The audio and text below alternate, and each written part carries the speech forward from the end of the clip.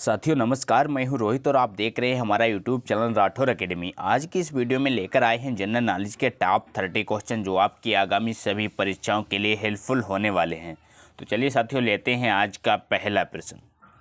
पहला प्रश्न है, भारत का सबसे बड़ा मरुस्थलीय राज्य कौन सा है? बताइए फ्रेंड्स, राइट आंसर क्या है? भारत का सबसे बड़ा मरुस्थलीय राज्य कौन सा है? तो इस क्वेश्चन का सही जवाब है राजस्थान, यानी कि डी ऑप्शन करेक्ट हो जाएगा। राजस्थान भारत का सबसे बड़ा मरुस्थलीय राज्य है। अगला प्रश्न है, भारत देश का सबसे बड़ा बंदरगाह कौन सा है? बताइए फ्रेंड्स, राइट आंसर भारत देश का सबसे बड़ा बंदरगाह कौन सा है? आपके ऑप्शन है Visakhapatnam, option B Mumbai, option C Paradip, option D Kandla. तो इस क्वेश्चन का सही जवाब है कांडला, यानी कि डी ऑप्शन करेक्ट हो जाएगा। ये किस राज्य में स्थित है? कमेंट करके जरूर बताइए। अगला प्रश्न है, देश का सर्वश्रेष्ठ प्राकृतिक बंदरगाह कौन सा है? बताइए फ्रेंड्स, राइट आंसर क्या है? देश का सर्वश्रेष्ठ प्राकृतिक बंदरगाह कौन सा है? आपके ऑप्शन है Mumbai, option B Marmagao, option C Chennai, option D Visakhapatnam. तो इस क्वेश्चन का सही जवाब है मुंबई, यानी कि ए ऑप्शन करेक्ट हो जाएगा। मुंबई देश का सर्वश्रेष्ठ प्राकृतिक बंदरगाह है। अगला प्रश्न है, सबसे बड़ा नदी द्वीप माजुली भारत के किस राज्य में अवस्थित है? बताइए फ्रेंड्स, राइट आंसर क्या है? सबसे बड़ा नदी द्वीप माजुली भारत के किस राज्य में अवस्थित है? तो इस क्वेश्चन का सही जवाब है असम, यानी कि बी ऑप्शन करेक्ट हो जाएगा। माजुली द्वीप भारत के असम राज्य में स्थित है। अगला प्रश्न है, भारत में सर्वाधिक मार्ग बदलने वाली नदी कौन सी है? बताइए फ्रेंड्स, राइट आंसर क्या है? भारत में सर्वाधिक मार्ग बदलने वाली नदी कौन सी है? आपके ऑप्शन है Narmada, option B Yamuna, option C Ganga, option D Kosi. तो इस क्वेश्चन का सही जवाब है कोसी, यानी कि डी ऑप्शन करेक्ट हो जाएगा। इसी के साथ दोस्तों बिहार का शोक किसे कहा जाता है? कमेंट करके जरूर बताइए।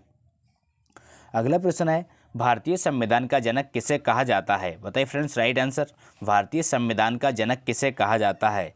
आपके ऑप्शन है doctor Rajendra Prasad, option B doctor Bhimrao Ambedkar, option C Jawaharlal Nehru, option D Mahatma Gandhi. तो इस क्वेश्चन का सही जवाब है डॉक्टर भीमराव अम्बेडकर, यानी कि बी ऑप्शन करेक्ट हो जाएगा। भीमराव अम्बेडकर को भारतीय संविधान का जनक कहा जाता है। अगला प्रश्न है, भारतीय संविधान पूर्ण रूप से कब लागू हुआ? बताइए फ्रेंड्स, राइट आंसर भारतीय संविधान पूर्ण रूप से कब लागू हुआ था? तो इस क्वेश्चन का सही जवाब है 26 जनवरी 1950, यानी कि ए ऑप्शन करेक्ट हो जाएगा। भारतीय संविधान पूर्ण रूप से 26 जनवरी 1950 को लागू हुआ था। अगला प्रश्न है, भारत की आत्मा गाँव में निवास करती है, यह कथन किसका है? बताइए दोस्तों, भारत की आत्मा गाँव में निवास करती है, यह कथन किसका है? तो ये कथन है महात्मा गांधी जी का, यानी कि सी ऑप्शन करेक्ट हो जाएगा।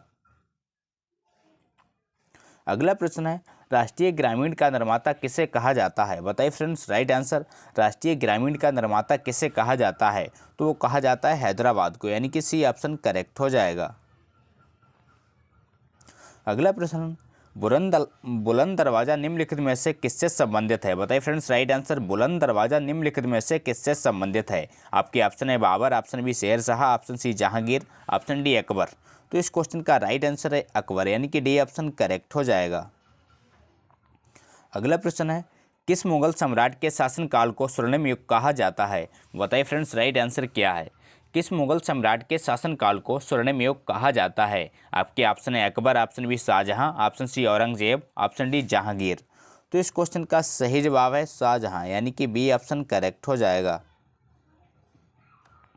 अगला प्रश्न है, गायत्री मंत्र का सर्वप्रथम उल्लेख कहाँ मिलता है? बताइए साथियों, राइट आंसर क्या है? गायत्री मंत्र का सर्वप्रथम उल्लेख कहाँ मिलता है? आपके ऑप्शन है ऋग्वेद, ऑप्शन बी पुराणों में, ऑप्शन सी उपनिषद में, ऑप्शन डी अथर्ववेद में। तो इस क्वेश्चन का राइट आंसर है ऋग्वेद, यानी कि ए ऑप्शन करेक्ट हो जाएगा। गायत्री मंत्र का सर्वप्रथम उल्लेख ऋग्वेद में मिलता है। अगला प्रश्न है, मुगल सम्राट जहांगीर की कब्र कहाँ स्थित है? बताइए साथियों, राइट आंसर क्या है? मुगल सम्राट जहांगीर की कब्र कहाँ स्थित है? तो इस क्वेश्चन का राइट आंसर है लाहौर, यानी कि सी ऑप्शन करेक्ट हो जाएगा।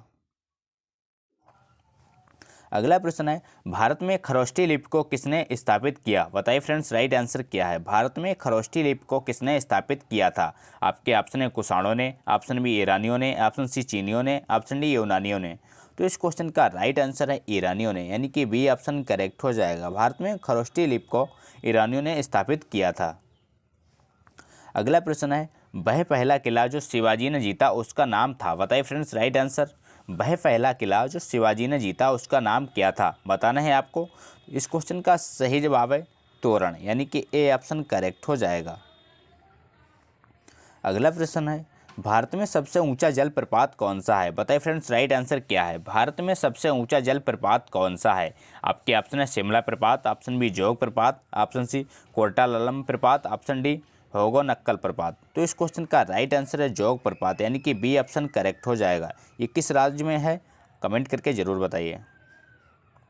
अगला प्रश्न है, भारत का प्रथम मुख्य चुनाव आयुक्त कौन था? बताइए फ्रेंड्स, राइट आंसर क्या है? भारत का प्रथम मुख्य चुनाव आयुक्त कौन था? आपके ऑप्शन है J B Mavalankar, option B Sukumar Sen, option C K Sundaram, option D T Swaminathan. तो इस क्वेश्चन का राइट आंसर है सुकुमार सेन, यानी कि बी ऑप्शन करेक्ट हो जाएगा। भारत का प्रथम चुनाव आयुक्त सुकुमार सेन है।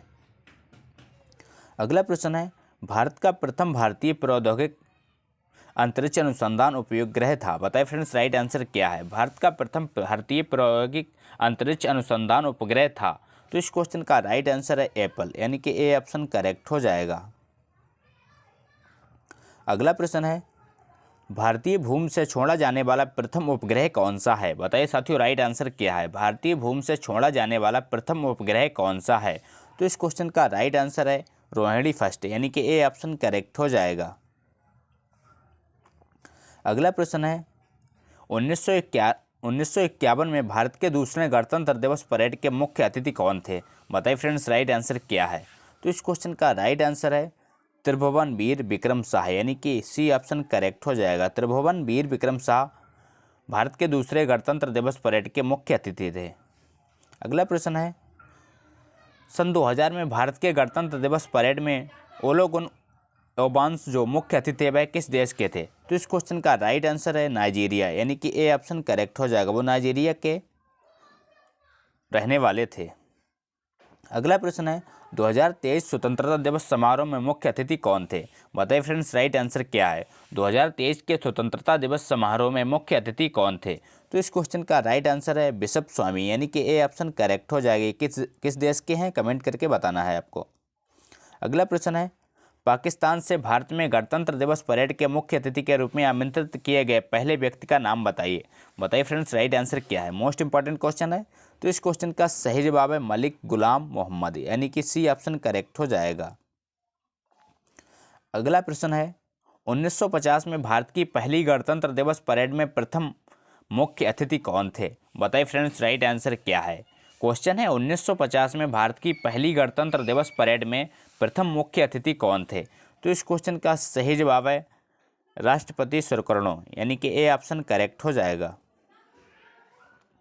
अगला प्रश्न है, केंद्रीय सूचना आयोग की स्थापना कब की गई थी? बताइए फ्रेंड्स, राइट आंसर क्या है? केंद्रीय सूचना आयोग की स्थापना कब की गई थी? तो इस क्वेश्चन का राइट आंसर है 2005, यानी कि सी ऑप्शन करेक्ट हो जाएगा। 2005 में केंद्रीय सूचना आयोग की स्थापना की गई थी। अगला प्रश्न है, केंद्रीय सूचना आयोग में कितने सदस्य मुख्य सूचना आयुक्त सहित हो सकते हैं? बताइए फ्रेंड्स, राइट आंसर क्या है? तो इस क्वेश्चन का सही जवाब है 10, यानी कि बी ऑप्शन करेक्ट हो जाएगा। अगला प्रश्न है, केंद्रीय सूचना आयोग किस मंत्रालय के अंतर्गत आता है? बताइए फ्रेंड्स, राइट आंसर क्या है? केंद्रीय सूचना आयोग किस मंत्रालय के अंतर्गत आता है? आपके ऑप्शन है प्रधानमंत्री कार्यालय, ऑप्शन बी कार्मिक मंत्रालय, ऑप्शन सी कानून मंत्रालय, ऑप्शन डी गृह मंत्रालय। तो इस क्वेश्चन का राइट आंसर है कार्मिक मंत्रालय, यानी कि बी ऑप्शन करेक्ट हो जाएगा। अगला प्रश्न है, वर्ष 2020 में कितने लोगों को पद्म विभूषण से सम्मानित किया गया है? बताइए साथियों, राइट आंसर क्या है? वर्ष 2020 में कितने लोगों को पद्म विभूषण से सम्मानित किया गया है? तो इस क्वेश्चन का सही जवाब है 7, यानी कि सी ऑप्शन करेक्ट हो जाएगा। 7 लोगों को पद्म विभूषण से सम्मानित किया गया है। अगला प्रश्न है, भारत में तीसरा सबसे बड़ा पद्म पुरस्कार कौन सा है? बताइए फ्रेंड्स, राइट आंसर क्या है? भारत में तीसरा सबसे बड़ा पद्म पुरस्कार कौन सा है? तो इस क्वेश्चन का राइट आंसर है पद्मश्री, यानी कि ए ऑप्शन करेक्ट हो जाएगा।